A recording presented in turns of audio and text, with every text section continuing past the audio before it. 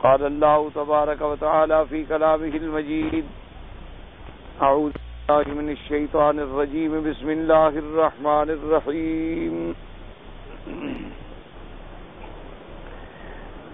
أفلا ينظرون إلى الإبل كيف خلقت وإلى السماء كيف رفعت وإلى الجبال كيف نصبت وإلى الأرض كيف سطحت فذكر إنما أنت مذكر لست عليهم بمسيطر إلا من تولى وكفر فيعذبه الله العذاب الأكبر إن إلينا إيابهم ثم إن علينا حسابهم.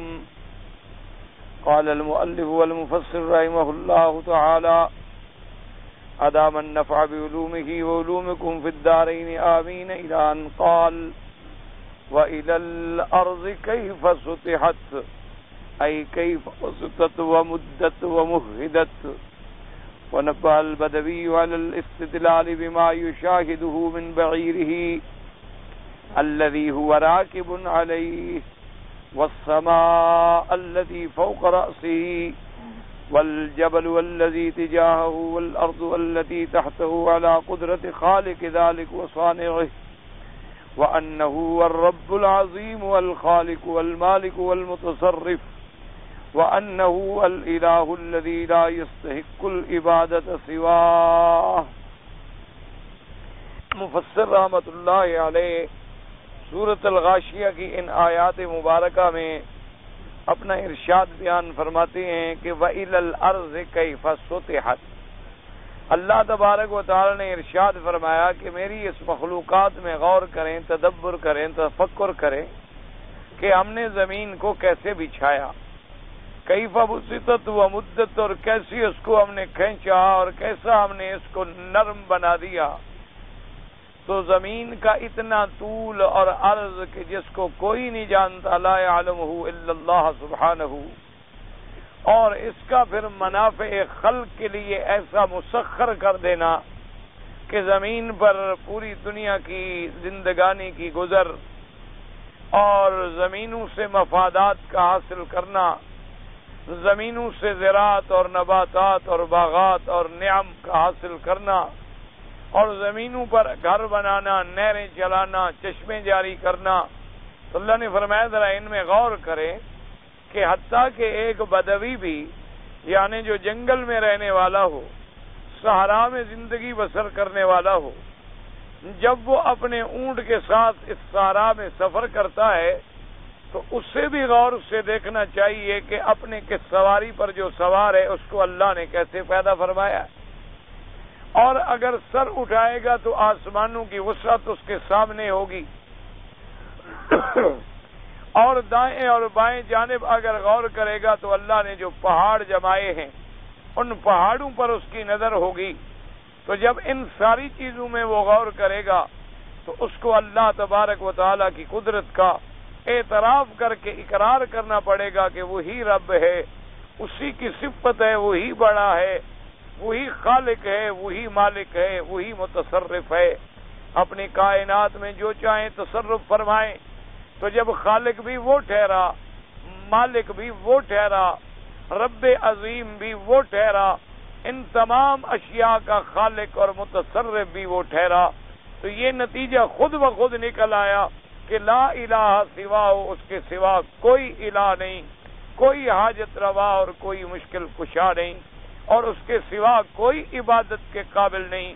عبادت کے لائق صرف اسی کی ذات ہے، نفع نقصان کا مالک صرف اسی کی ذات ہے.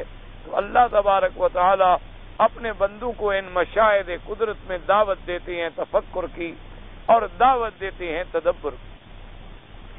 اسی لیے علماء کرام نے لکھا ہے کہ عقیدہ توحید جو ہے یہ دراصل عقیدہ فطرت ہے، یعنی فطرت انسانی کا تعلق ہے اس عقیدے کے ساتھ کہ اگر مثال کے طور پر کوئی آدمی جسے کسی نبی پیغمبر کی نصیحت بھی نہیں پہنچی، کسی عالم کی تقریر اور دعوت بھی نہیں پہنچی، وہ ایسی دنیا میں رہتا ہے کہ جہاں کوئی انسان نہیں پہنچا، اور نہ اس سے کوئی معلوم ہوا، نہ کتابیں پہنچی، تو صرف ان مشاہد قدرت میں غور کرنے کے بعد بھی وہ اس نتیجے پہ پہنچ سکتا ہے کہ خدا کی ذات وحدہ لا شریک ہے، اور اسی کے حکم سے یہ کارخانہ کائنات جو ہے چل رہا ہے، کیونکہ اس عقیدے کا تعلق فطرت انسانی کے ساتھ۔ اور ایک عام آدمی بھی سمجھ سکتا ہے کہ ایک ذات ہے جس نے ساری مخلوق کو پیدا کیا، اور اس کے مقابلے پہ ایک ہے جس نے ایک مچھر بھی پیدا نہیں کیا، تو یہ اللہ کا شریک کیسے بن سکتا ہے؟ اللہ تبارک و تعالیٰ کی ذات میں، اللہ تبارک و تعالیٰ کی صفات میں کیسے اس کا شریک ٹھہرایا جا سکتا ہے؟ تو یہ عقیدہ توحید اور عقیدہ فطرت انسانی۔ جیسے کہ علماء نے ایک مثال کے طور سے اس بات کو سمجھانے کے لیے ذکر فرمایا ہے کتابوں میں کہ ایک عالم کا گزر ہوا، ایک بڑھیا عورت تھی جو چرخہ کاٹ رہی تھی، تو اس سے انہوں نے پوچھا کہ اماں جان تمہارے عقیدہ کیا ہے؟ اس نے فرمایا الحمدللہ بیٹا میں مسلمان ہوں، میں اللہ تبارک و تعالیٰ کو وحدہ لا شریک مانتی ہوں۔ تو اس نے پوچھا کہ اماں جان آپ نے کوئی کتاب پڑھی ہے یا آپ کو کسی اہل علم سے کوئی تقریر یا دعوت سننے کا موقع ملا ہے؟ اس بڑھیا نے کہا کہ بیٹا ایسا موقع تو نہیں ملا، میں دیہات میں رہنے والی ایک بوڑھی عورت ہوں، مزدور عورت ہوں۔ تو انہوں نے کہا پھر تم نے یہ کیسے سمجھ لیا کہ خدا کا وجود بھی ہے اور وہ وحدہ لا شریک بھی ہے؟ اس نے کہا کہ بیٹا یہ جو میں چھوٹا سا ایک چرخہ چلا رہی ہوں، کاٹ رہی ہوں، اسی میں نے جب غور کیا ہے تو مجھے اللہ کی توحید کا سبق سمجھ آ گیا۔ تو انہوں نے فرمایا وہ تمہیں کیسے سمجھ آ گیا؟ اس نے فرمایا دیکھو یہ چھوٹا سا ایک چرخہ ہے، اس میں سوت لگاتی ہوں، پھر اس کو میں اپنی انگلی سے گھماتی ہوں، دوسری طرف میں اس سوت کی تار کو ٹوٹنے سے بچاتی ہوں، تو جب یہ چھوٹا سا کارخانہ، اتنا چھوٹا سا چرخہ میرے چلانے کے بغیر نہیں چل سکتا، تو اتنی بڑی کائنات کسی چلانے والے کے بغیر کیسے چل رہی ہے؟ یہ آسمانوں کا نظام ہے، یہ زمینوں کا نظام ہے، یہ تاروں کا نظام ہے، یہ چاند اور سورج کا نظام ہے، یہ رات کا آنا ہے اور دن کا جانا ہے، تو یہ سارا نظام بھی تو کوئی چلانے والا ہی چلا رہا ہے، اس لیے میں نے مان لیا کہ کوئی خدا تو ہے۔ اس نے کہا اچھا بی بی یہ بات تو سمجھ آ گئی کہ تمہیں اللہ کے وجود کی بات سمجھ آ گئی، لیکن یہ کیسے سمجھ آیا کہ وہ ایک بھی ہے؟ ہو سکتا ہے دو خدا کام چلا رہے ہوں، تین چلا رہے ہوں، چار چلا رہے ہوں۔ تو اس نے کہا کہ بیٹا نہیں، مجھے یہ بھی سمجھ آئی ہے کہ وہ اکیلا ہے، وحدہ لا شریک ہے۔ تو انہوں نے کہا وہ کیسے سمجھ آیا؟ اس نے کہا وہ بھی اسی چرخے سے سمجھ آیا کہ اگر ہم دو عورتیں اس کو چلانے پہ بیٹھ جائیں تو دو باتیں ہوں گی، یا تو ہمارا آپس میں جھگڑا ہو جائے تو میں کہوں گی ادھر چلاؤں گی، وہ کہے گی ادھر چلاؤں گی، تب بھی چرخہ ٹوٹ جائے گا۔ تو اگر دو خدا ہوں تو کبھی نہ کبھی تو ان میں جھگڑا ہو جائے گا، اور اگر دونوں میں اتفاق ہو اور دونوں مل کے ایک کام کریں پھر دو کی کیا ضرورت ہے جب ایک کر سکتا ہے؟ اور اگر دونوں میں اتفاق نہ ہو، کسی بات پہ اختلاف ہو، اور ایک طاقتور ہو جائے اور ایک کمزور ہو جائے، تو جو کمزور ہے وہ بھی خدا نہیں بن سکتا۔ تو ہر لحاظ سے میں نے سوچا ہے اور اس نتیجے پہ پہنچی ہوں کہ لازمی بات ہے کہ اس کارخانہ قدرت کو چلانے والا ایک ہے اور وہ وحدہ لا شریک ہے، ورنہ ایک خدا کہے کہ جی سورج کو آج نہ نکالو، اور ایک خدا کہے کہ نہیں نکالنا چاہیے، ایک خدا کہے کہ مشرق سے نکالو اور ایک خدا کہے کہ مغرب سے نکالو، ایک خداوند قدوس فرمائے کہ موسم ٹھنڈا رہنے دو اور دوسرا کہے نعوذ باللہ گرم رہنے دو۔ تو اگر دو خدا ہو جائیں گے، لو کان فیہما آلہۃ الا اللہ لفسدتا، اللہ نے فرمایا کہ اگر اس کائنات کا ایک خدا کے بجائے کوئی دوسرا خدا بھی ہوتا تو یہ پورا نظام جو تھا ختم ہو جاتا اور یہ درہم برہم ہو جاتا اور یہ نظام قائم ہی نہیں رہ سکتا۔ یہ نظام قائم ہی تب رہ سکتا ہے جب خدا ہو اور وحدہ لا شریک ہو، اور اس کے ساتھ یہ بھی بات مان لیں کہ صرف وہ اکیلا بھی نہ ہو بلکہ وہ قوت والا بھی ہو، وہ ملک والا بھی ہو، وہ ملک والا بھی ہو، وہ متصرف فی الامور بھی ہو، فعال لما یرید بھی ہو کہ جب چاہے جیسے چاہے جو چاہے کر دے، اس کے آگے کسی کو مجال نہ ہو انکار کرنے کی، تب ہی تو خدائی کا نظام چل سکتا ہے۔ اسی لیے اللہ تبارک و تعالیٰ نے قرآن مقدس میں ہمیں دعوت دی ہے کہ ہم تدبر کریں اور تفکر کریں۔ میرے والد محترم کے استاد تھے حضرت مولانا عبید اللہ سندھی رحمۃ اللہ علیہ، ان سے انہوں نے قرآن پاک کی تفسیر پڑھی تھی۔ قرآن پاک کے ساتھ اللہ نے انہیں خصوصی تعلق عطا فرمایا تھا، اور وہ براہ راست ماشاء اللہ حضرت شاہ ولی اللہ محدث دہلوی رحمۃ اللہ علیہ، جن کی وجہ سے پورے ہند میں اور پورے اس علاقے میں اور ایشیا میں تقریباً علم حدیث پہنچا ہے، وہ یہی ولی اللہ ہی خاندان ہے۔ اللہ تبارک و تعالیٰ ان پہ اپنی کروڑوں رحمتیں نازل فرمائے کہ انہوں نے اس دنیا میں جا کر علوم حدیث سے علاقوں کو منور فرما دیا کہ آج الحمدللہ ہند ہے، پاکستان ہے، پورے ایشیا کے جتنے ملک ہیں، آپ کوئی جگہ نہیں بتا سکتے جہاں قرآن اور حدیث کا درس نہ ہو، یہاں قرآن اور حدیث کے ادارے نہ ہوں، یہاں قرآن اور احادیث کی تدریس کے سلسلے جاری نہ ہوں۔ تو یہ سارے سلسلے چلے ہیں حضرت شاہ ولی اللہ سے رحمت اللہ علیہ۔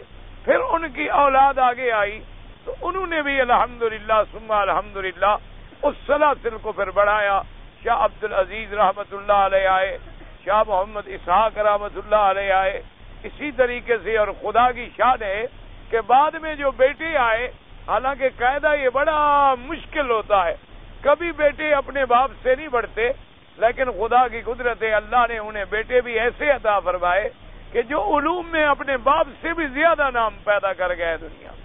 اللہ تبارک و تعالیٰ ان کی قبروں پہ کروڑوں رحمتیں فرمائے، اور ان کی بڑی کتابیں ہیں اور بڑی اہم کتابیں ہیں اور بڑی مشکل کتابیں ہیں، ادق کتابیں ہیں جو بغیر کسی استاد کے پڑھے ہوئے سمجھ نہیں آ سکتی۔ جیسے انہوں نے حجت اللہ البالغہ لکھی ہے، تو جب تک کوئی کتاب پڑھانے والا نہ ملے اور بطور خاص جنہوں نے ان سے یا ان کے شاگردوں سے پڑھا ہو، ورنہ کتاب کا سمجھنا اور سمجھانا جو ہے وہ عام مولوی کے بس کی بات نہیں۔ تو اس لیے بہرحال والد صاحب کو موقع ملا، والد صاحب فرماتے ہیں کہ یہ سورت مبارک بھی ہم نے پڑھی تھی، کیونکہ سورت التحریم سے انہوں نے شروع کیا تھا اور آخر تک والناس تک۔ پہلے زمانے میں ہمارے جو علماء گزرے ہیں قدماء، ان کا طریقہ ہی یہی ہوتا تھا کہ وہ آخری 2 پارے جو ہیں قرآن کے طلباء کو بڑی محنت سے پڑھا دیتے تھے، اور انہی کو بار بار پڑھا کے تاکہ پھر سارا قرآن سمجھنا جو ہے آسان ہو جاتا ہے۔ تو بہرحال وہ فرماتے ہیں کہ جب یہ آیات انہوں نے بیان فرمائی، افلا ينظرون الى الابل كيف خلقت، کہ کیا یہ اونٹ میں غور نہیں کرتے کہ ہم نے اس کو کیسا جانور بنایا ہے، اور کیا یہ آسمان پہ غور نہیں کرتے ہم نے اس کو کتنا اونچا اور کتنا وسیع پیدا کیا ہے، اور کیا یہ پہاڑوں پہ غور نہیں کرتے کیسا ہم نے ان کو جمایا ہے، اور یہ زمین پہ غور نہیں کرتے کیسا ہم نے ان کو بچھایا ہے۔ تو فرماتے تھے کہ یہ مفسرین کے اقوال مبارک ذکر کرنے کے بعد انہوں نے فرمایا کہ بھائی اس میں ایک اور بھی لطائف ہیں، قرآن کے معارف ہیں، کہ اس میں اللہ تبارک و تعالی نے ایک دائی کے لیے، یعنی ایک عالم کے لیے، ایک دائی جو دعوت دینے کے لیے کھڑا ہوتا ہے، ایک مبلغ جو تبلیغ کے لیے کھڑا ہوتا ہے، یا جسے آج کی زبان میں آپ لیڈر کہہ لیں، کہ کسی کام میں جو لیڈر ایک دعویٰ لے کے کھڑا ہوتا ہے، اس کے لیے بھی انہوں نے کہا اس میں بڑا درس ہے۔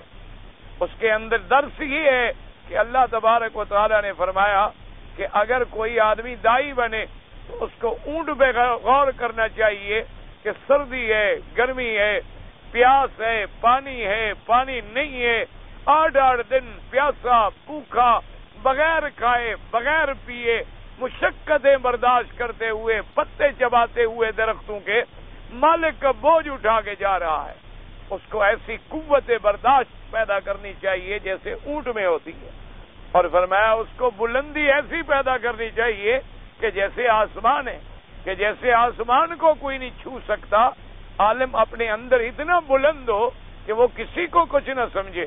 اگر اس نے کسی کو اپنے سے زیادہ سمجھ لیا تو اس کو دین کی بات کیسے سمجھا لے گا؟ اس کے اپنا استغنا اتنا ہونا چاہیے کہ کوئی چیز اس کو جھکا نہ سکے، جیسے آسمانوں کو بلندی سے کوئی چیز جھکا نہیں سکتی۔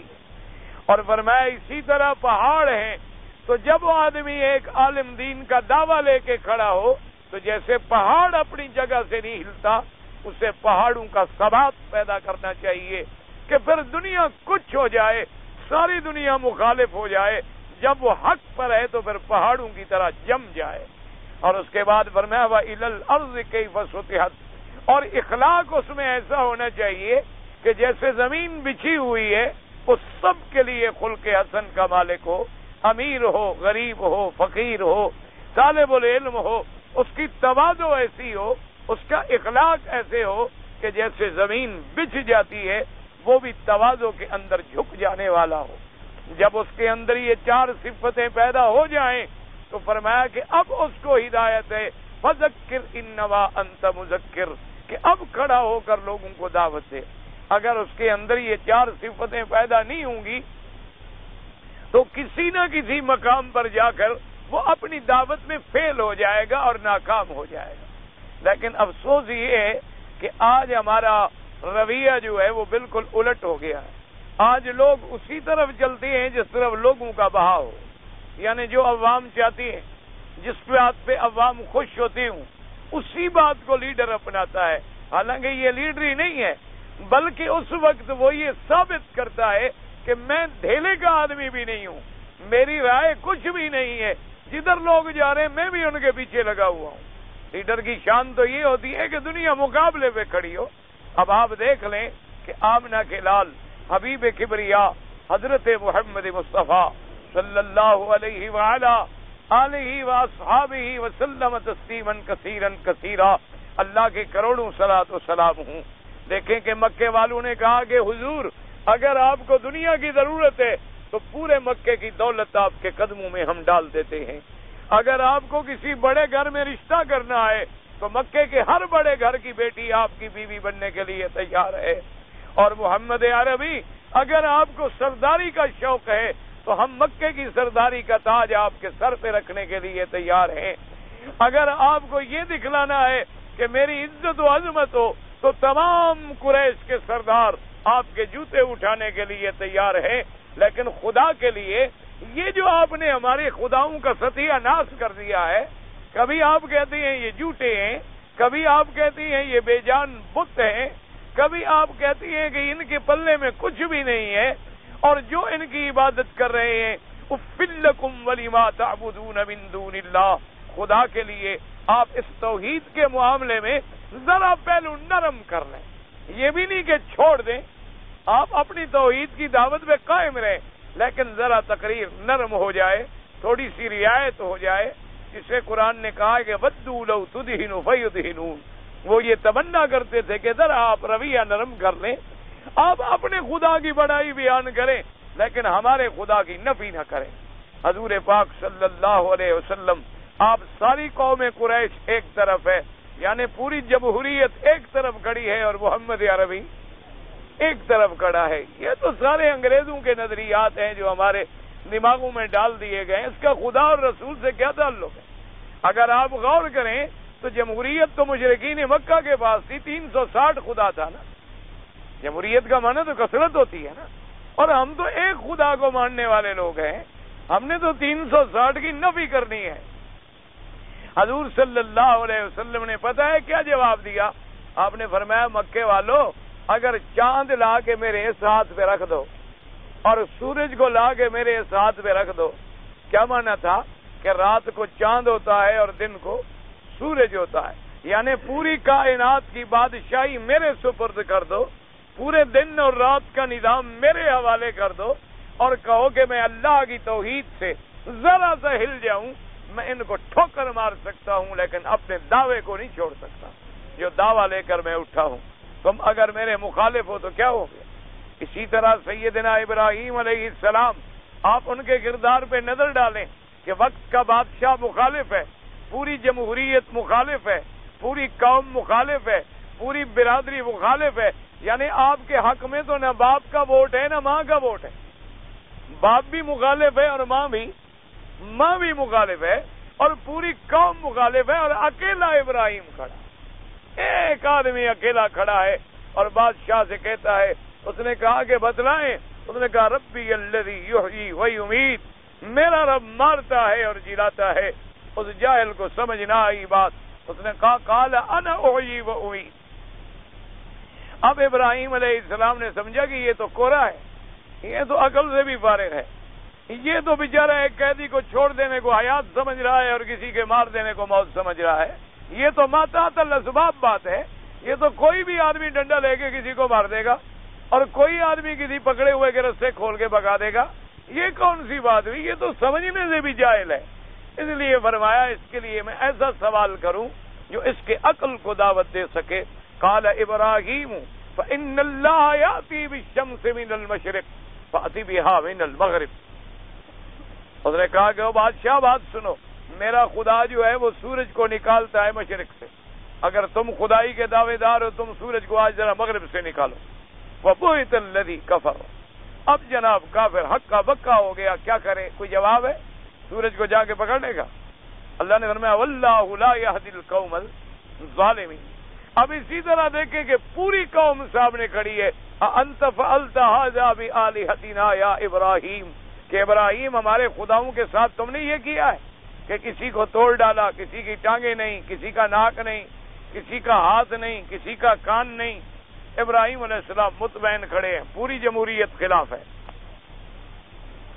اکیلا پیغمبر کھڑا ہے، اور یہ ہوتی ہے حق کی بات، اس کو کہتے ہیں دعوی حق۔ اب سیدنا ابراہیم اکیلے کھڑے ہیں اور بڑے آرام سے فرماتے ہیں قال بل فعلہ کبیرہم ھذا۔ آپ نے فرمایا کہ نہیں، یہ جو تمہارا وہ بڑا خدا ہے نا، آج وہ ہو گیا ناراض چھوٹے پر، کیونکہ یہ منت منوتی کے جو حلوے شلوے آتے ہیں وہ سارے چھوٹے کھا جاتے ہیں، وہ بڑا ادب سے بیٹھا رہتا ہے، آج اس کو بھی غصہ آ گیا، اس نے کہا کہ چلو میں آج ان کو ٹھیک کرتا ہوں، تو اسی نے توڑ لیا ہے۔ فسألوہم، تم ایسا کرو چلے جاؤ اور اپنے اس بڑے گرو سے پوچھ لو، اس بڑے جہاز سے خدا سے جا کے پوچھو کہ تم نے مارا ہے کہ نہیں۔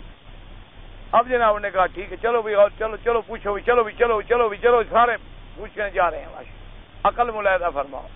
جب جناب تھوڑے سے آگے گئے تو انہوں نے کہا بھائی کس سے پوچھنے جا رہے ہو؟ تو بولتے تھوڑے ہیں، تو پتھر کے ہیں،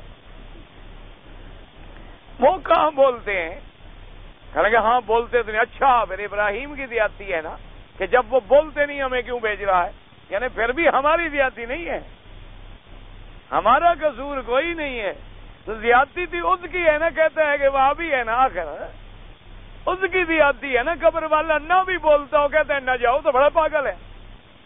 آج بھی یہی کہتے ہیں نا، اگر کوئی کہہ دے کہ میاں یہ بولتے ہیں، نہیں بولتے، اچھا نہیں بولتے تو بس چڑ جائیں گے، یہ نہیں سوچیں گے کہ اب بات تو ٹھیک ہے۔ اس لیے وہ بھی دوڑے گئے، کہنے لگے جب آگے گئے انہوں نے کہا ٹھہرو کہاں جا رہے ہو؟ فرجعوا الی انفسہم۔ اب جناب پھر غور کیا، پھر آ گئے ابراہیم علیہ السلام کے سامنے، کہنے لگے اچھا ایک ہمارے خداؤں کو تم نے توڑ ڈالا ہے، اب اتنا عقل بھی نہیں آ رہا کہ ایک بندے نے خدا توڑ دیے۔ جب عقل پہ پردہ پڑ جاتا ہے نا پھر بات سمجھ نہیں آتی، تو عقل پہ پردہ پڑ جائے پھر بات سمجھ نہیں آتی۔ دعا کرو اللہ ہمیں ہدایت کے راستے عطا فرما دے، اللہ ہمارے سینے ہدایت کے لیے کھول دے۔ اور کہ حضرت ابراہیم پہ غصہ نکال رہے ہیں کہ اچھا تم ہمیں ان کے پاس بھیجتے ہو، وہ تو بولتے نہیں، وہ تو نہیں بول سکتے، تم نے ہمیں غلط جگہ کیوں بھیجا؟ ابراہیم علیہ السلام کو جلال آیا، یہ ہوتا ہے دعویٰ۔ فرمایا اُفِّلْ لَكُمْ وَلِمَا تَعْبُدُونَ مِن دُونِ اللَّهِ، فرمایا حیف ہے تم پر اور تمہارے ان خداؤں پر، ان کی پوجا کرتے ہو، انہی کو نفع نقصان کا مالک سمجھتے ہو، انہی کو حاجت روا سمجھتے ہو، انہی کو اس کو خداوند قدوس کے مقابلے پہ شریک بناتے ہو یا سفارشی بناتے ہو جو ہل بھی نہیں سکتے ہیں۔ کیا ہو گیا ہے تمہیں؟ افلا تاقلون، جاہل ہو، عقل نہیں ہے تمہارے اندر؟ اکیلا کھڑا ہے، اب ساری دنیا مخالف ہے، لیکن نظریہ یہ ہوتا ہے انبیاء کا طریقہ کار کہ اگر آپ حق پر ہیں اور ساری دنیا مخالف ہے، نہیں ڈٹ جائیں، آخر فتح حق کی ہو، آخر فتح جو ہے حق کی ہوگی، غالب حق آئے گا اور باطل جو ہے جیسے آتا ہے اسی طرح دب کے رہ جاتا ہے۔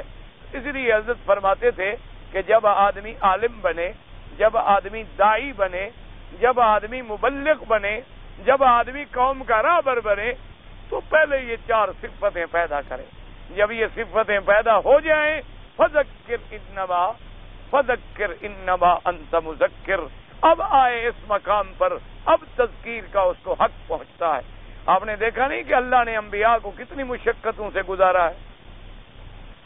اللہ نے اپنے انبیاء کو دیکھا نہیں کتنی مشقتیں گزری؟ انبیاء کو بکریاں چرانی پڑی، مزدوریاں کرنی پڑی، انبیاء علیہم السلام کو محنت اور مشقت کی زندگی گزارنی پڑی، انبیاء علیہم السلام کو تکلیفیں آئیں، انبیاء علیہم السلام یعنی میرے مدنی پاک کے راستے میں کانٹے بچھائے گئے، حضور پاک پہ اپنے گھروں سے کوڑے کرکٹ پھینکے گئے، حضور سجدے میں گئے تو مردہ جانوروں کے اوج گردن پہ رکھے گئے، حضور کے گلے مبارک میں کپڑا ڈال کے بدبختوں نے کھینچا، حضور صلی اللہ علیہ وسلم کو مکے سے نکل کے طائف جانا پڑا، ظالموں نے پتھر مارے، پاؤں پھٹ گئے، جوتے مبارک خون سے بھر گئے، لیکن جب یہ سارا مقام بن گیا اب اللہ نے جبریل اتار دیا کہ ذکر انما انت مذکر، میرا مدنی اب اس مقام پہ آپ پہنچ چکے، اب آپ کے سارے امتحان ہو چکے ہیں، اب یا ایھا المدثر قم فانذر، اب بیٹھنے کی ضرورت نہیں ہے، اب کھڑے ہو جائیں،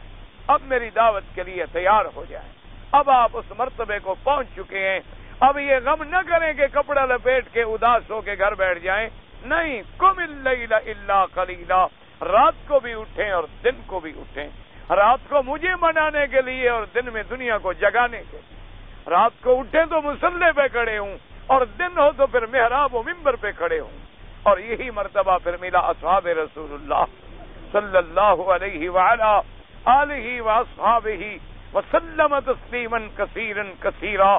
اسی لیے بی بی اسماء حضرت عمر سے الجھ پڑی، جب حضرت عمر رضی اللہ تعالی عنہ نے کوئی بات فرمائی بی بی اسماء غصے میں آ گئیں، اس نے کہا عمر کیا بات کرتے ہو، تم لوگوں نے تو مکے سے ہجرت کی اور مدینے آ گئے، اور مدینے میں پھر محمد عربی آ گئے، تم لوگوں نے کیا تکلیف دیکھی ہے، ہم سے پوچھو کہ ہم پہ کیا گزری، کہ ہم مکے سے حبشہ میں گئے، وہاں کوئی جاننے والا نہیں، کوئی پوچھنے والا نہیں، کوئی مدد کرنے والا نہیں، اور پھر حبشے سے ہم نے ہجرت کی دوبارہ، پھر ہم مدینے منورہ میں پہنچے، آپ لوگوں کو تو مدنی پاک کی صحبت بھی نصیب تھی اور ہم لوگ تو اکیلے تکلیفیں برداشت کر رہے تھے، تم نے ہمارے مقابلے پہ کیسے تکلیفیں برداشت کی؟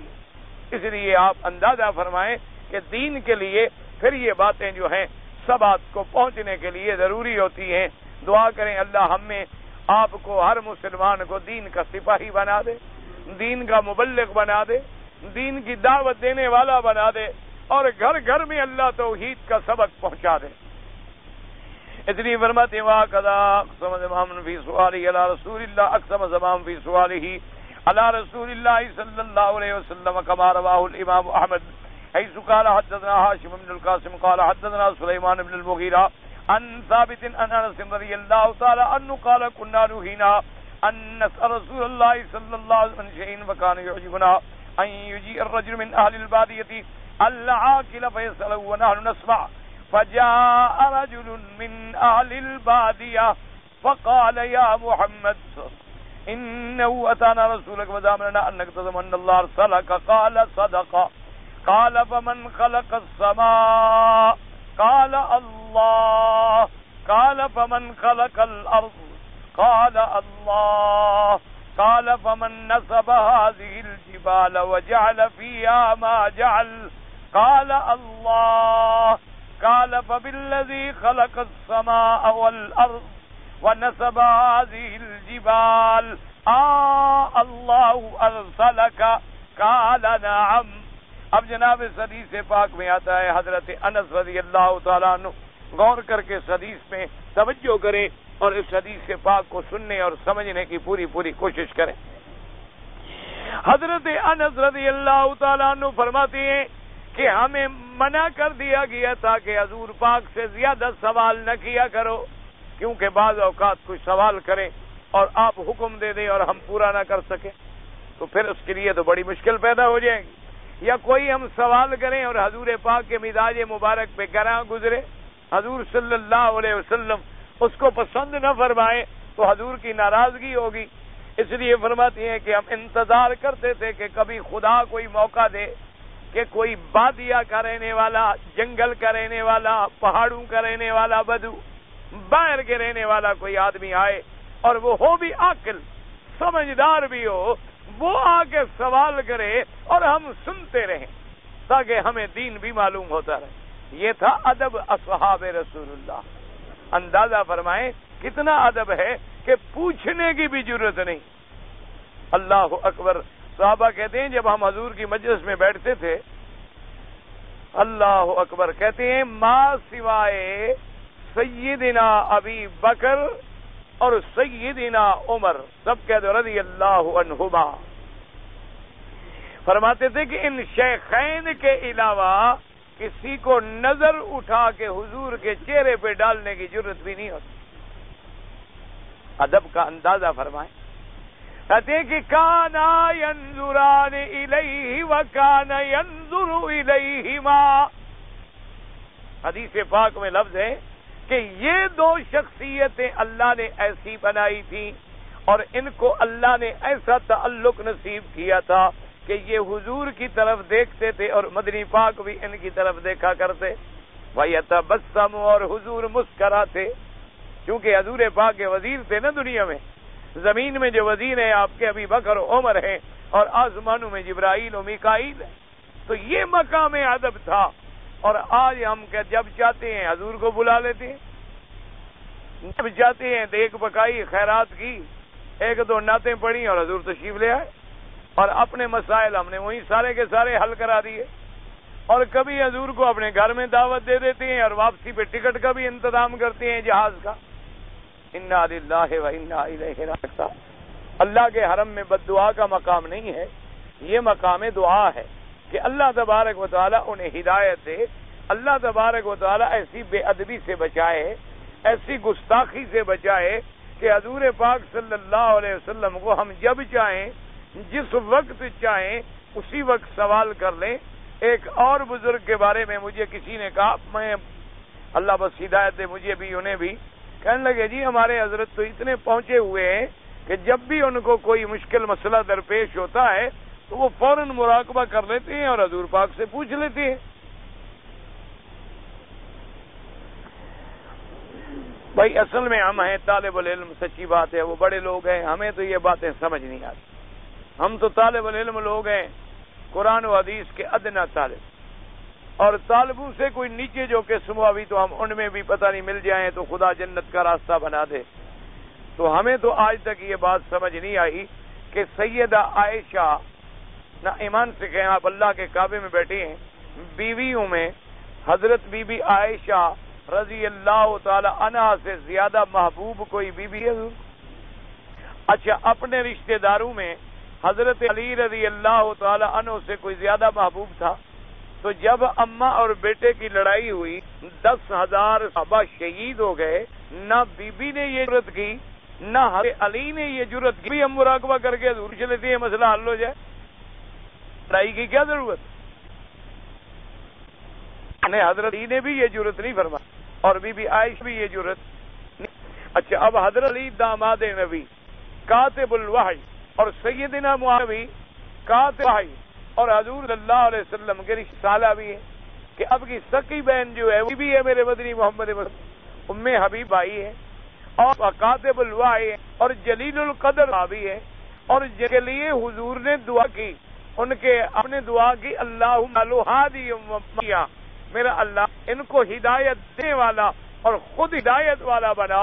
اتنے بڑے مقام کا آدمی اور فاتح اسلام، مفکر اسلام، لیکن ان کی جب لڑائی ہوئی ان دونوں میں بھی کسی نے جرأت نہیں کی کہ بھائی چلو حضور پاک سے پوچھ لیتے۔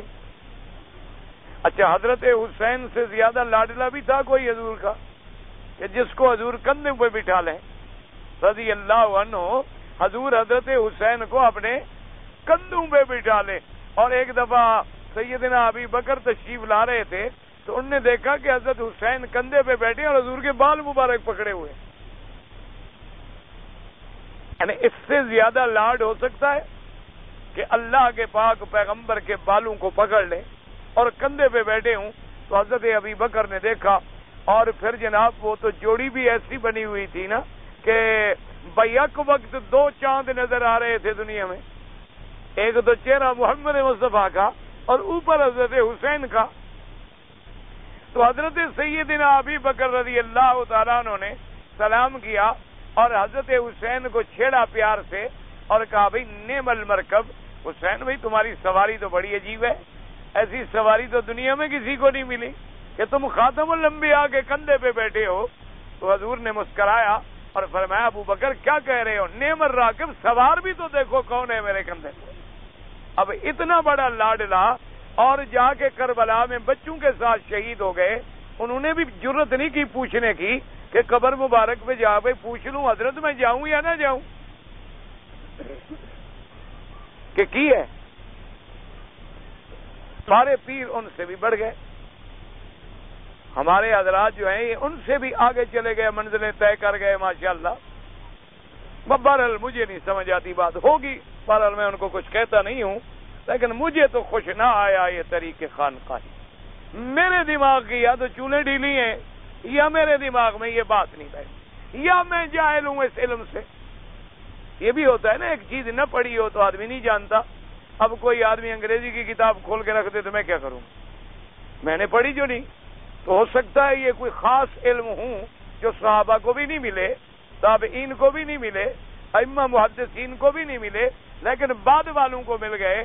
امام بخاری نے بھی کبھی ایسی جرت نہیں فرمائی، امام ترمذی نے بھی ایسی جرت نہیں فرمائی کہ حدیثوں کے لیے ہم دھکے جو کھا رہے ہیں حضور سے پوچھ لیں کہ جناب یہ حدیث مبارک صحیح ہے یا نہیں ہے۔ اتنی بڑی محنت کرنے کی کیا ضرورت تھی؟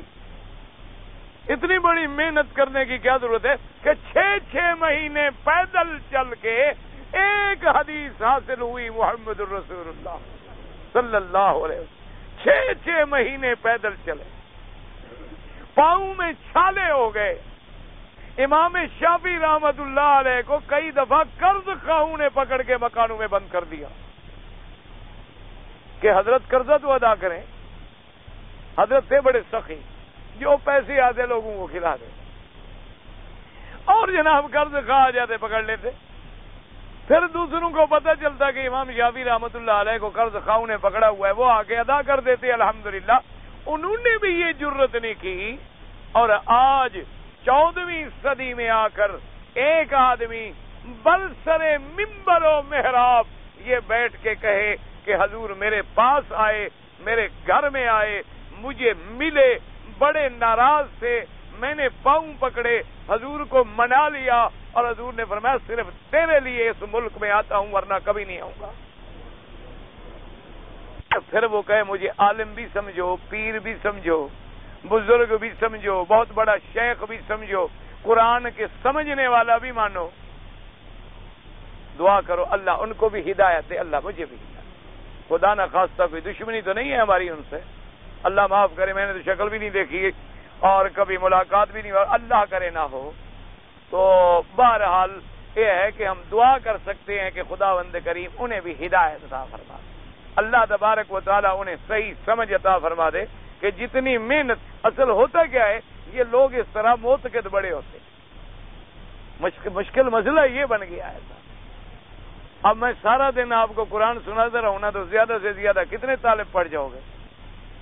اور میں کل جناب یہاں بیٹھ کے ایک گھڑنتو پیش کروں نا آپ کو، ایک گھڑنتو ایسا گھڑا ہوا جس کا نہ وجود ہو، نہ سر ہو، نہ پیر ہو، کہ رات میں سو رہا تھا اور میں نے خواب میں دیکھا ہے اور حضور نے یہ حکم فرمایا ہے کل دیکھو لائن لگی ہوئی ہو مریدوں کی، تجربہ کر لیں۔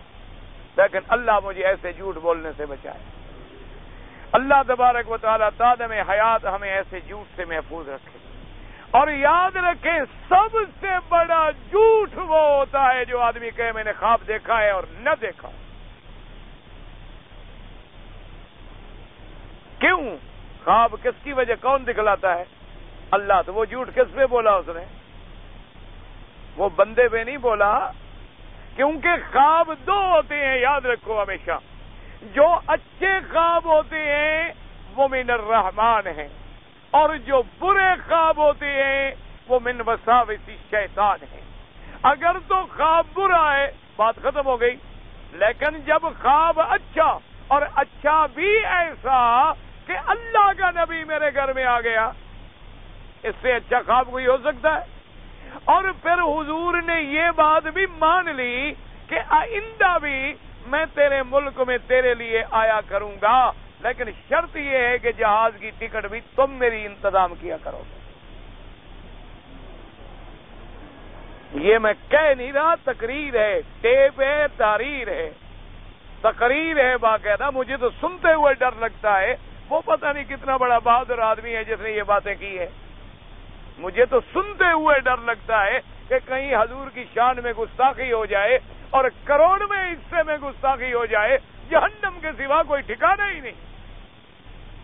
اللہ اپنی گستاخی تو شاید معاف فرما دے، لیکن مدنی کے گستاخ کو خدا کبھی معاف نہیں کرتا۔ اللہ نے اتنی بات فرما دی ہے کہ میرے مدنی کی آواز سے اگر تمہاری آواز اونچی ہو گئی، سارے عمل برباد کر دوں گا۔ آواز سے اونچی آواز ہونے کا کیا معنی؟ یعنی کوئی نافرمانی والی بات۔ ایک آدمی تو ویسے آواز اونچی ہوتی ہے، ایک آدمی بیچارہ بولتا ہے یا جھگڑا ہو گیا، آواز، یہ مراد نہیں ہوتا۔ آواز اونچی کا معنی کہ مثلا حضور فرمائے یہ کرو گا، جی میں نہیں کرتا، یہ ہے کہ اونچی آواز کر رہے ہو۔ جیسے کہ باپ کہتا ہے بیٹے کو میرے سامنے بولتے ہو، حالانکہ بولتا تو ہے بچہ، ہر بچہ بولتا ہے، تو معنی یہ ہوتا ہے کہ میرا مدنی کہہ دے بات۔ اور صحابہ کہتی ہیں جب یہ آیت اتری، حضرت امیر المومنین سیدنا عمر رضی اللہ تعالیٰ عنہ اپنے گھر میں بیٹھ گئے۔ صحابہ گئے کیا بات ہے؟ اس نے کہا میری تو آواز بڑی بلند ہے، میں خدا نہ خواستہ بول بیٹھوں، حضور کی آواز سے اونچی ہو جائے آواز اور میرے سارے عمل برباد ہو جائے۔ حضور نے فرمایا عمر تم ان لوگوں میں نہیں ہو۔ ایک ہے کہ کسی کی آواز اونچی ہے، کسی کی آواز پست ہے، یہ مراد نہیں ہے۔ مراد یہ ہے کہ میرے مدنی کی شان میں انکار تو انکار ہے، آواز اونچی کرنے کی کوتاہی بھی میرے اللہ کو برداشت نہیں۔ اللہ نے فرمایا کہ خبردار میرے نبی جا رہے ہوں تو پیچھے سے نہ بلانا۔ ہاں فرمایا جیسے تم ایک دوسرے کو کہتے ہو ادھر آ میری بات سن، او مولوی صاحب، فرمایا ایسا خبردار لا تجہروا لہ بالقول کجہر بعضکم لبعض، فرمایا خبردار ایسے نہ بلانا میرے مدنی کو، میں اتنی گستاخی پر بھی تمہارے عمل برباد کر ڈالوں۔ اور پھر آگے توصیف بیان کی کہ جو میرے مدنی کے فرما بردار ہیں، جو میرے مدنی کے تابع ہیں، جو اتباع کتاب و سنت کرنے والے ہیں، ان الذین یغضون اصواتهم عند رسول اللہ، فرمایا یہ وہ لوگ ہیں جن کے دلوں کو میں نے مانجا ہے، جن کے دلوں کو میں نے پاک کیزا کر دیا ہے، اور جن کے دلوں کو میں نے چن لیا ہے اور تقوی کے مقام اعلیٰ پہ فائز کر دیا ہے۔ اور فرمایا میرا مدنی تیرے گھر کے باہر جو کھڑے ہو کے تمہیں پکاریں کہ باہر نکلیں ہماری بات سنیں، فرمایا یہ بے عقل ہیں، ان کو گستاخ ہیں، ان کو ادب کرنا چاہیے، ایسا کبھی نہ پکاریں، انتظار کریں جب میرا مدنی باہر آئے اور ان کی طرف متوجہ ہو پھر بات کریں۔ حضور اللہ کی زندگی میں حضور پاک کے کمرے سے باہر کھڑے ہو کے بلانا منع کر رہے ہیں، اور تم حضور کی وفات کے بعد 1400 سال کے بعد اپنے ملک میں بلا لیتے ہو۔ انا للہ و انا الیہ راجعون۔ اللہ ان بدعات سے بچائے، اللہ تبارک و تعالی ان محدثات سے بچائے، اللہ ان فتن سے بچائے، اللہ تبارک و تعالی ان گمراہیوں سے بچائے۔ دعویٰ محبت کا کر رہے ہو لیکن اس کے اندر کیا ہے؟ دیکھو نا جی، عیسیٰ علیہ السلام کے بارے میں نصرانی کہتے ہیں کہ وہ پھانسی چڑھ گئے، ہمارے گناہ معاف کرا گئے، تو حضرت عیسیٰ علیہ السلام کو پھانسی پہ چڑھا کے شان بیان کر رہے ہیں۔ اسلام کہتا ہے ہم نے پھانسی نہیں چڑھنے دیا، قتل بھی نہیں ہونے دیا، بلکہ زندہ آسمانوں میں بٹھا دیا۔ تو اب عیسیٰ کی شان قرآن بیان کر رہا ہے کہ عیسائی بیان کر رہا ہے؟ اسلام کیا ہمیں سکھلاتا ہے کہ عیسیٰ علیہ السلام زندہ آسمانوں پہ بیٹھے ہیں اور زمین پہ اتریں گے، اور جب اتریں گے اللہ کا رسول ہے، اللہ کا نبی ہے، بغیر باپ کے پیدا ہوا ہے، صاحب شریعت ہے، لیکن تابع ہوگا محمد مصطفیٰ صلی اللہ علیہ وسلم۔ اسی سے آپ اندازہ کریں آمنہ کے لال کی، یعنی آپ صرف لوگوں کے نبی نہیں بلکہ آپ تو انبیاء کے بھی نبی۔ اب تو نبیوں کے بھی نبی، آپ امام الانبیاء، آپ سید الانبیاء، آپ امام الاتقیاء، آپ امام الازکیاء، آپ سید الاولین والآخرین۔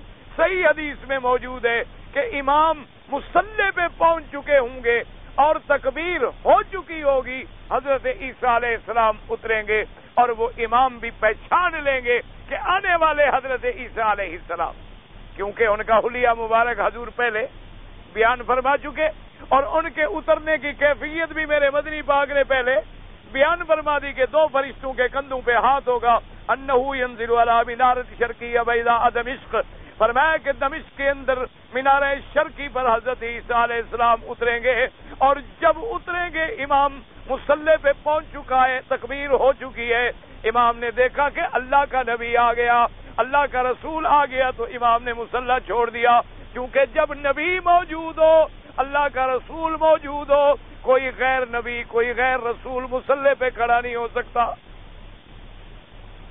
اس لیے وہ پیچھے ہٹ گئے۔ انہوں نے کہا کہ حضرت آپ نے فرمایا نہیں، آپ نے فرمایا کہ نہیں، تم مصلی پہ کھڑے رہو، میں تمہارے پیچھے نماز پڑھوں گا تاکہ دنیا کو پتہ چل جائے کہ میں تابع ہوں محمد مصطفیٰ کے، کہ ان کی شریعت کے امام کے پیچھے میں نماز پڑھ رہا ہوں، میں مقتدی بن کے آیا ہوں، میں اب امام اور نبی بن کے نہیں آیا، میری نبوت اور رسالت کا دور پہلے تھا جو ختم ہو گیا، اب میں تابع ہوں شریعت محمد مصطفیٰ کے صلی اللہ علیہ وآلہ آلہ وصحبہ وسلم تسلیما کثیرا کثیرا۔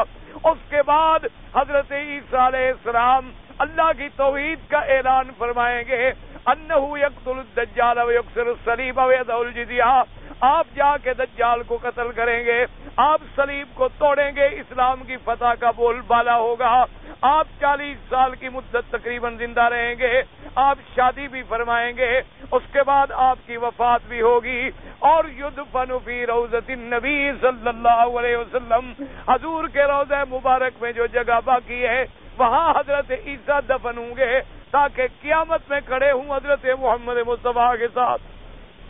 تو اللہ کے پیغمبر، اللہ کے نبی، اللہ کے رسول بھی تابع ہوں شریعت محمد مصطفیٰ کے۔ اور اللہ معاف فرمائے میرے عزیز، دعا کرو، بعض اوقات آدمی محبت میں بڑھ جاتا ہے لیکن وہ سمجھ نہیں پاتا کہ میں محبت میں توہین کر رہا ہوں، محبت میں گستاخی کر رہا ہوں، میں محبت میں کوتاہی کر رہا ہوں، میں محبت میں ایسے الفاظ کہہ رہا ہوں۔ اللہ تبارک و تعالی معاف فرمائے، اس لیے ہمیشہ احتیاط کیا کریں۔ بہرحال ان لوگوں کے لیے بھی اللہ کے کعبے میں دعا کیا کریں، اللہ ان کو بھی ہدایت رکھے۔ اب جناب صحابی کہتی ہیں کہ ہم اس انتظار میں ہوتے تھے، ایک بدو آ گیا حضور کی خدمت میں، ایک بدو آیا، جنگل کے رہنے والا آ کے حضور کے پاس بیٹھا، آنے کے بعد جب بیٹھ گیا اس نے آتے ہوئے حضور صلی اللہ علیہ وسلم سے سوال کیا۔ پہلا اس نے آ کے کیا سوال کیا؟ اس نے آ کے کہا کہ یا محمد صلی اللہ علیہ وسلم، جب بھی نام آئے تو درود شریف تو پڑھ لیا کریں۔ حضور پاک سے آ کے خطاب کیا، اتانا رسولک فزعم لنا انک تزعم ان اللہ ارسلک، اس نے کہا حضور آپ کا قاصد ہمارے علاقے میں آیا، ہماری بستی میں آیا، آپ کا بھیجا ہوا قاصد جو ہے ہمارے پاس آیا اور اس نے ہمیں آ کے خبر دی ہے کہ آپ کہتے ہیں کہ آپ کو اللہ نے نبی بنا کے بھیجا ہے، آپ اللہ کے بھیجے ہوئے نبی ہیں، اس نے ہمیں یہ بات پہنچائی ہے۔ حضور نے فرمایا سادہ کہا، اس قاصد نے جو بات کی ہے سچ کی ہے، باقی میں نے اس کو کہا ہے اور مجھے میرے اللہ نے نبی بنا کے بھیجا ہے۔ اس بدو نے کہا ٹھیک ہے۔ اب دیکھیں یہ ہے بدو آدمی لیکن کیسے کیسے سوال کر رہا ہے۔ قال فمن خلق السماء، اس نے کہا حضور پھر مجھے یہ بتائیں کہ آسمانوں کو کس نے پیدا کیا؟ حضور نے فرمایا قال اللہ، حضور نے فرمایا کہ آسمانوں کو پیدا کیا کس نے؟ نہ ایمان سے کہو کہ اگر ہمارے جو لوگ اللہ کے سوا غیروں کو حاجت روا سمجھتے ہیں، مشکل کشا سمجھتے ہیں، نظر نیاز چڑھاتے ہیں، آپ نے بھی کبھی ان سے پوچھا ہے کہ بھائی ہم جو قبر پہ سجدہ کریں یہ تو بتاؤ کہ آسمانوں کو کس نے پیدا کیا؟ آپ نے ان سے پوچھا کبھی؟ اچھا اس قبر والے ولی کو کس نے پیدا کیا؟ اس کو زندگی کس نے بخشی؟ اس کو موت کس نے بخشی؟ کبھی آپ نے پوچھا؟ دیکھو ہے بدو لیکن کیسی پتہ کی بات پوچھ رہا ہے. کہتے من خلق السماء، حضور نے فرمایا اللہ. قال من خلق الارض، زمین کو کس نے پیدا کیا؟ حضور نے فرمایا اللہ.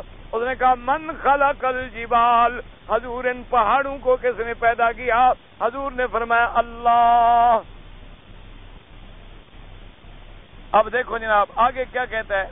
کہتا ہے جی حضور ان پہاڑوں پہ اور ان زمینوں میں جو کچھ اللہ پیدا ہوا ہے ان چیزوں سب کو کس نے پیدا کیا؟ حضور نے فرمایا اللہ. اب دیکھو ہے بدو لیکن ہمارے 100 عقل والے بھی قربان ہو جائیں، ہمارے 100 عقل والے بھی.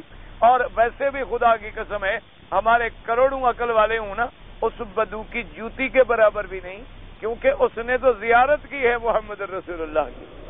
وہ تو صحابی ہے نا، وہ تو صحابی ہے، اس کا مقابلہ بھی کر سکتا ہے. وہ تو ان کے سامنے بدو تھا اس زمانے میں کہ جنگل کا رہنے والا تھا. ہمارے لیے تو وہ سرتاج ہے. اب اس نے کہا جناب دیکھیں کیسا پیارا سوال کیا. اس نے کہا فَبِالَّذِي خَلَقَ السَّمَاءَ وَالْأَرْضَ وَنَصَبَ هَذِهِ الْجِبَالِ اللہ ارسلک. اس نے کہا حضور میں آپ کو قسم دیتا ہوں اس ذات پاک کی جس نے آسمانوں کو پیدا کیا، جس نے زمینوں کو پیدا کیا، جس نے پہاڑوں کو پیدا کیا، کیا باقی اللہ نے آپ کو رسول بنا کے بھیجا ہے؟ قسم دی تو کس کی ہے بدو؟ قسم کس کی دے رہا ہے؟ اللہ کی. ہمارا کوئی ہوتا تو کیا کہتا؟ پیر کی، دستگیر کی قسم، پیر شریف دے آستان شریف کی قسم، حضرت پیر کے پنڈے کی قسم. ایک آیا میرے سر پہ یاد کہتے جی حضرت آپ کے سر کی قسم. میں نے کہا کیوں تم مرو میں کیوں مروں؟ میرے سر کی قسم کھا کے مجھے کیوں کافر بناتے ہو اللہ کے بندے؟ کہا کہ حضرت آپ کے سر کی قسم. میں نے کہا جی نہیں حضرت آپ کا سر فارغ ہوگا، میرا سر فارغ نہیں، میرا سر اللہ کے آگے جھکتا ہے، اسی کی قسم کھاؤ. اب بدو ہے لیکن قسم کیسے دے؟ اور قسم بھی نبی کو دے رہا ہے، خود نہیں کھا رہا، حضور کو قسم دے رہا ہے کہ فَبِالَّذِي، میں آپ کو قسم دیتا ہوں اس خدا کی جس نے آسمان پیدا کیے، زمینیں پیدا کی، پہاڑ پیدا کیے. اللہ، حمزہ استفہام کا ہوتا ہے، کیا آپ کو اللہ نے ارسلہ کا رسول بنایا؟ قال نعم. حضور نے فرمایا ہاں مجھے قسم ہے اسی رب کی، اسی نے مجھے رسول بنا کے بھیجا. اب ایک مسئلہ سمجھ لو کہ اگر سچی بات ہو تو قسم کھانے میں کوئی ڈر نہیں ہے. اگر قسم کھانے میں ڈر ہوتا تو حضور کہتے بھی قسم کی کیا ضرورت ہے، میں اللہ کا نبی ہوں، بس ختم ہو گئی بات. لیکن چونکہ اس کا اعتبار قسم پہ تھا اور میرا مدنی سچا رسول تھا، آپ نے فرمایا بالکل مجھے اللہ نے بھیجا ہے. اس مسئلہ سمجھ لیں کہ اگر کسی سچے معاملے میں قسم کھانی پڑے تو کوئی خوف نہیں ہوتا، شرط یہ ہے کہ آپ سچے ہوں. اور اس کے بعد جناب کہتے ہیں قال وزعم رسولک ان علینا زکات فی اموالنا. اس نے کہا حضور آپ کا جو قاصد آیا تھا اس نے یہ بھی کہا ہے کہ ان علینا 5 صلوات فی یومنا ولیلتنا. اس نے یہ بھی کہا کہ اللہ کا فرمان ہے، حضور کہتے ہیں کہ دن اور رات میں 5 نمازیں بھی پڑھنی ہیں. یہ بھی آپ نے اس کو سمجھایا، یہ اپنی طرف سے آپ نے فرمایا نام سچ. اس نے ٹھیک کہا، یہ بھی میں نے اس کو کہا ہے اللہ کا حکم ہے. اس نے کہا اچھا حضور یہ بتائیں کہ اس نے یہ بھی کہا تھا وزعم رسولک ان علینا زکات فی اموالنا. اس نے کہا ہے کہ سال میں زکات بھی دینی ہے. حضور نے فرمایا سادہ کہا، اس نے سچ کہا. نماز کا حکم بھی اللہ نے دیا ہے اور زکات کا حکم بھی اللہ نے دیا ہے. قال فبالذی ارسلک اللہ امرک بہذا. اب بدو نے پھر قسم دی. اس نے کہا حضور یہ نماز اور زکات کا حکم جو ہے واقعی اللہ نے آپ کو دیا ہے، واقعی اللہ نے آپ کو دیا ہے؟ تو انہوں نے فرمایا ہاں بالکل اللہ نے دیا ہے. انہوں نے فرمایا وزعم رسولک ان علینا حج البیت من استطاع الیہ سبیلا. اس نے کہا حضور آپ کے قاصد نے یہ بھی کہا تھا کہ ہم میں جو غنی ہو، پیسے والا ہو، آنے جانے کا خرچہ رکھتا ہو، زندگی میں ایک دفعہ اس پر حج بھی فرض ہے. تو آپ نے فرمایا ہاں بالکل سچ کہا. اس نے ٹھیک کہا، یہ بھی اللہ کا حکم ہے. قال ثم واللہ فقال والذی بعثک بالحق لا ازید علیہن شیئا ولا انقص منہن شیئا. فقال النبی صلی اللہ علیہ وسلم ان صدق لیدخلن الجنہ. اب جناب جب یہ ساری باتیں ہو گئیں تو وہ بدو مڑا اور مڑ کے کہنے لگا حضور بات سنیں، مجھے بھی اس رب کی قسم ہے جس نے آپ کو نبی بنا کے بھیجا ہے، جو آپ نے سکھا دی ہے نا، نہ میں اس سے آگے بڑھوں گا نہ پیچھے ہٹوں گا، بس اسی پہ جم جاؤں، اس سے میں نہیں ہلنے والا. اور اس کے بعد کہا السلام علیکم میں جا رہا ہوں بس. حضور نے فرمایا ان صدقہ، اگر یہ اپنی بات میں سچا ہے، یعنی جو وعدہ کر کے جا رہا ہے، اگر ان صدقہ، اگر سچا ہے، یعنی علم غیب نبی کو نہیں فرمایا ان صدقہ، اگر سچا ہے، کیونکہ یہ بات تو اللہ جانتا ہے. اگر سچا ہے فرمایا لا يدخلن الجنہ، یہ جنت میں داخل ہوگا. اللہ تبارک و تعالی آپ کو بھی مجھے بھی ہر مسلمان کو جنت نصیب فرمائے. کہتا ہے جی میں خیرات کرتا ہوں اور گوشت وغیرہ جو ہے وہ اپنے رشتہ داروں کو دیتا ہوں. بھائی بات یہ سنیں، اور آخر میں یہ بھی لکھ دیا ہے کہ رشتہ دار ہیں بھی امیر. ماشاءاللہ، پھر تمہاری خیرات تو وہی ہے نا جو ہمارے ہاں پنجابی مسل مشہور ہے کہ انا کرے خیرات ول دے اپنے انو. انا آدمی جو خیرات کرے نا تو غریب والوں کو دے گا نا. تو یہ اچھی بات ہوئی، خیرات تمہاری تو نہ ہوئی بھائی، خیرات تو غریبوں کو دی جاتی. ہاں اگر رشتہ داروں میں کوئی غریب ہے وہ تمہاری خیرات کا زیادہ مستحق ہے. حضور نے فرمایا اگر صدقہ کرو، خیرات کرو اور تمہارے غریب رشتہ دار ہوں تو اللہ دو ثواب دیتے ہیں، ایک صدقے کا ثواب دیتے ہیں، ایک رشتہ داروں سے صلہ رحمی کا ثواب دیتے ہیں. لیکن اگر رشتہ دار تمہارے امیر ہیں پھر ان کو نہ دیا کرو، مہربانی کر کے غریبوں کو، مسکینوں کو، محتاجوں کو دیا کرو تاکہ اللہ تمہاری خیرات کا صحیح بدلہ عطا فرمائے. اگر ان امیر رشتہ داروں کو دینا ہے تو ہدیہ دو، ان کو ہدیہ دو، ویسے گوشت کھلاؤ.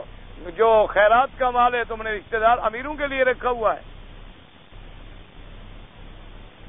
حضور پاک صلی اللہ علیہ وسلم کھانا کھاتے ہوئے گفتگو بھی فرماتے تھے. ہاں فرماتے تھے، کوئی منع نہیں. مراد یہ ہوتی ہے کہ اس دور کے اندر آپ نے فرمایا جب کھانا آ جائے تو اور باتیں چھوڑیں، بس اسی طرف توجہ کریں تاکہ اللہ کی نعمت سے فارغ ہو جائیں. ورنہ یہ نہیں کہ مطلقاً کھانے میں آدمی بولے نا، اگر کھانا ختم ہوگا مانگے گا، پانی کی ضرورت ہوگی مانگے گا، بولے گا تو صحیح. اور ویسے بھی حدیث پاک میں موجود ہے کہ حضور صلی اللہ علیہ وسلم اپنے صحابہ کے ساتھ بیٹھ کے اکٹھے کھانا کھاتے تھے اور بلا تکلف بیٹھ کے کھاتے تھے.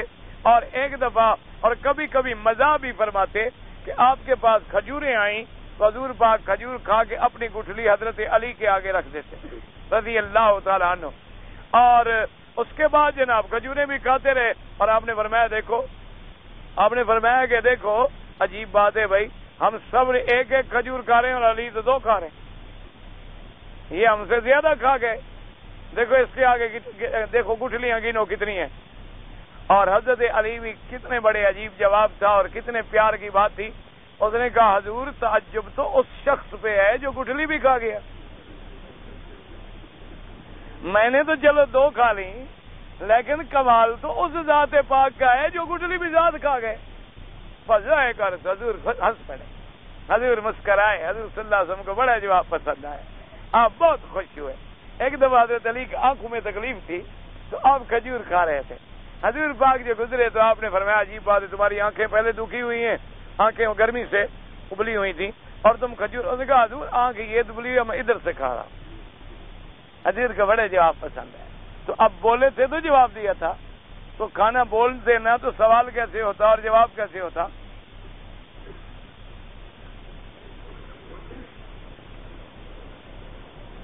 خالد بن الولید رضی اللہ تعالی عنہ کو سپاہ سالاری سے کیوں معذور کیا گیا، یہ بعض لوگوں نے سیدنا خالد بن الولید پر بعض تہمتیں لگائی ہیں، وہ ان تمام تہمتوں سے بری تھے. اصل ان کو سپاہ سالاری سے معزول کرنے کی وجہ یہ آئی کہ حضرت عمر کا زمانہ تھا، سب کہتے رضی اللہ عنہ، اور حضرت عمر تو ان لوگوں میں تھے کہ حجر اسود سے بھی لڑ پڑے. اب حجر اسود بھی بولنے والی چیز ہے بھلا، یہاں جو آئے تو غصے میں آ گئے کہ واللہ انک حجر، خبردار پتھر ہو تم. لا تنفع ولا تضر، کوئی نفع نقصان تیرے ہاتھ میں نہیں ہے۔ میرے مدنی نے بوسہ دیا، بوسہ دے رہا ورنہ تو یہ ہاتھ ہی نہ لگاتا۔ تو سبق دے رہے تھے امت کو کہ امت کبھی شرک میں نہ پڑ جائے اسے، ورنہ حضرت یعنی عمر نہیں جانتے تھے کہ جنت کا پتھر ہے؟ حضرت عمر کو حجر اسود کے شان کی پتہ نہیں تھی؟ حضرت عمر رضی اللہ تعالیٰ عنہ نہیں جانتے تھے کہ اگر اس کی کوئی شان نہ ہوتی تو حضور بوسہ ہی کیوں دیتے؟ لیکن آپ نے یہ باتیں کیوں فرمائیں؟ تاکہ آنے والے لوگ جو ہیں وہ شرک میں نہ پڑ جائیں، کیونکہ ان کو پتہ تھا کہ ایک دور آئے گا حجر اسود تو حجر اسود، لوگ تو قبر کی مٹی کو بھی کھا جائیں گے، قبر کی مٹی کو بھی چوم لیں گے۔ اور آج کل تو ماشاءاللہ ایک دفعہ میں نے اخبار میں پڑھا، اس نے لکھا کہ میرے بابے کی قبر میں اتنا اثر ہے کہ وہاں جو پھول ہیں اس کے پتے کوئی کھا لے تو بیماری چلی جاتی ہے۔ میں نے کہا چلو پہلے سنا تھا یہ اثر پیروں میں ہے، اب بغیر پیروں کے دوسروں میں بھی چلا گیا۔ ماشاءاللہ چلو جان چھوٹی، صرف پیر تو ٹھیکیدار نہ رہے نا نفع نقصان کے۔ اب جو لوگ جیسے تھے ہر قسم کے آدمی جو ہیں ان کی قبریں بھی فائدہ دینے لگ گئیں۔ تو چلو ہمارا دعویٰ تو سچا ہو گیا کہ یہ جھوٹ ہے تو وہ بھی جھوٹ ہے، نہ وہ سچ ہے نہ یہ سچ ہے۔ تو بہرحال حضرت عمر کو جب اطلاع ملتی کہ فلاں علاقہ خالد نے فتح کیا، فلاں علاقہ خالد نے فتح کیا، فلاں علاقہ خالد نے فتح کیا، اور ایک جگہ جنگ ہوئی، حضرت خالد نہیں تھے تو جنگ میں فتح نہیں ہوئی، حضرت خالد آ گئے تو فوراً فتح ہو گئی۔ حضرت نے حکم دیا کہ خالد کو اتار دو۔ لوگ یہ نہ سمجھیں کہ فتح خالد کے ہاتھ میں ہے، نفع نقصان کا مار خالد ہو گیا ہے۔ جہاں خالد ولید جاتا ہے فتح ہوتی ہے، جہاں خالد ولید نہیں جاتے فتح نہیں ہوتی۔ آپ نے فرمایا اتار دو، فتح دینی ہے تو اللہ دے، خالد کے ہاتھ میں کوئی فتح نہیں۔ فرمایا سپاہی بن کے رہنا ہے تو رہ جاؤ، ورنہ تمہیں سپاہ سالار نہیں رکھتے۔ اس نے کہا ٹھیک ہے، میں اللہ کے جہاد کے لیے لڑنا ہے، میں سپاہی ہوں تب بھی سپاہی ہوں، تب بھی میں مجاہد اللہ کے راستے میں۔ یہ لوگوں نے قصے بنائے کہ اس نے ایک آدمی کو مار دیا تھا، اس کی بیوی سے شادی کر لی تھی، حضرت عمر نرد ہو گئے تھے، فلاں ہو گیا فلاں ہو گیا تھا۔ یہ سب باتیں ہیں جو واقعی کذاب لوگوں نے گھڑی۔ دہدی کے اندر شیو ہے، یعنی نیچے کے بالوں کی صفائی کرنا کیوں ضروری ہے؟ کیونکہ صحیح ایمان کی نشانی ہے۔ ہر گندی چیز کو ہٹانا چاہیے، ہر گندی چیز کا ضروری ہے۔ جو بھی گندی چیز ہوگی اس کا ہٹانا جو ہے بڑا ضروری ہوتا ہے۔ اسلام نے فرمایا انبیاء کی سنت میں ہے کہ بغلوں کی صفائی کرنا، ناخن کا کٹانا، اسی طرح اپنے ناک صاف کرنا، کسی مونچھوں کا کٹانا اور داڑھی کا بڑھانا، کسی اپنے اندر وجود صفائی کرنا، یہ سنت انبیاء ہے اور نظافت ایمان کی نشانی ہے۔ اللہ تبارک تعالی آپ کو بھی اور سنت انبیاء کی توفیق عطا فرمائے۔ یا اللہ عالم اسلام کو عطا فرما، یا اللہ میں اسلام کی عزت کا فیصلہ فرما، یا اللہ کفر عزت کا فیصلہ فرما۔ الہ العالمین تمام مسلمانوں کو کفر اور شرک سے عطا فرما، یا اللہ ان کو شفا عطا فرما، حیاؤں کو حیا